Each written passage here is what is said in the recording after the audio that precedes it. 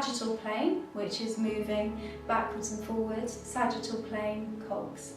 So, first of all, we want to make sure that our pelvis can tip backwards and forwards.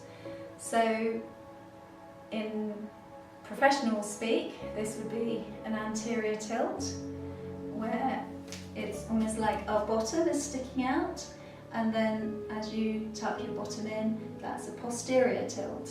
So, anterior tilt, posterior tilt. And a good way of remembering this is if you imagine that your pelvis was a bowl, then you want to have an anterior tilt, that's when the water would pour out the front of the bowl, and a posterior tilt, which is when the water would pour out the back of the bowl.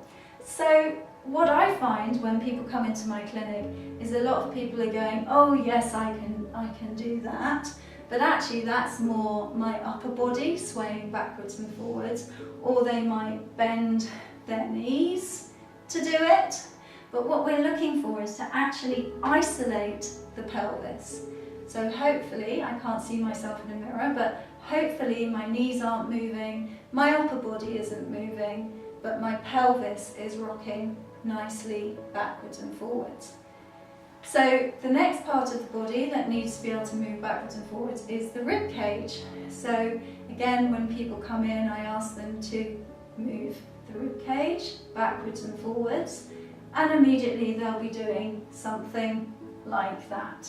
So actually that is the head and the rib cage moving together. Now hopefully you can see a difference, just the rib cage moving. And the other thing, which is very confusing for people, is they think, oh, I need to take my rib cage back, I'll take my shoulders back. That is not actually moving my rib cage correctly. When my rib cage moves, you should not actually see any movement directly around the shoulder joint, so the clavicle bones and things like that. There shouldn't be any contracting or moving. It is literally rocking backwards and forwards without the head going with. So then the third part is the head. The head needs to be able to move backwards and forwards independently of the rib cage, and that way you get an opening here and a closing here, and then a closing here and an opening here. Okay, so now we're going to look at the cogs. It's how do we move all of these at the same time. So basically, when we're in an anterior tilt, which is where the water is pouring out the front, the pelvic bowl, we actually want what's called a posterior tilt in our rib cage, where the rib cage is coming up and we want our chin to drop forward. And then we're going to do the opposite, which is where our pelvis will tuck under, and we want our spine almost to flex. So if you look at the back of me, you should see a nice spreading of the spine. So from the back, this is what it looks like. From the side, this is what we're looking for. And from the front, so you'll notice my arms are moving here. So basically the arms can really help to encourage movement in the rib cage. So when I'm in the anterior tilt with my pelvis, I'm going to be rotating my arms out. And naturally, if I rotate my arm and I'm not taking my arm back, I'm literally just rotating my wrist.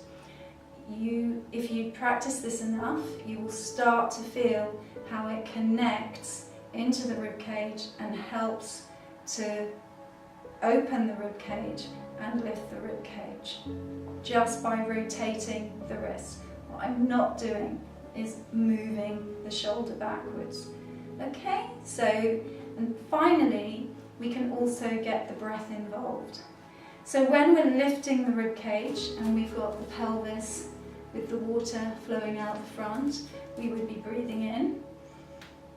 And then we just allow the spine and the ribcage to collapse, and the air naturally just comes out of our lungs. So breathing in And then breathing out, breathing in, and breathing out. So what we're looking for always is that if we've got closing here between the pelvis and the rib cage, we'll have an opening here between the rib cage and the chin.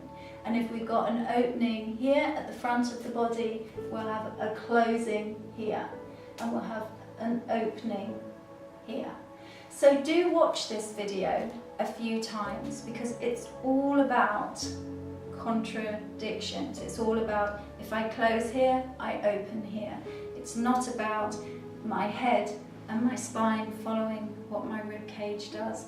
It needs to be doing the opposite. So if you have any questions about this, then please just leave them in comments below, because I know from being in the clinic this is something that can be particularly challenging, and it's always something that I can help you with on Skype or something like that. Thanks. Okay. Hi everyone, this is Victoria, and hopefully you just really enjoyed that video and got lots of useful information. Please subscribe, press the button and subscribe to the Eggshell Therapies channel, because there's going to be lots more interesting videos coming relating to nutrition or movement or body work, and also videos about the way we think, meditation, beliefs, all kinds of things. So basically a whole bunch of stuff relating to how we feel and what can help us feel better. Also, please leave your comments if there's any more information that you would have liked to know about, or you know, whatever the videos bring up for you, please give me feedback, because it will give us more things to think about to make new videos for. So hopefully you'll subscribe, and then you'll automatically get the next videos when they come out. So until next time, thank you for watching, and see you again soon.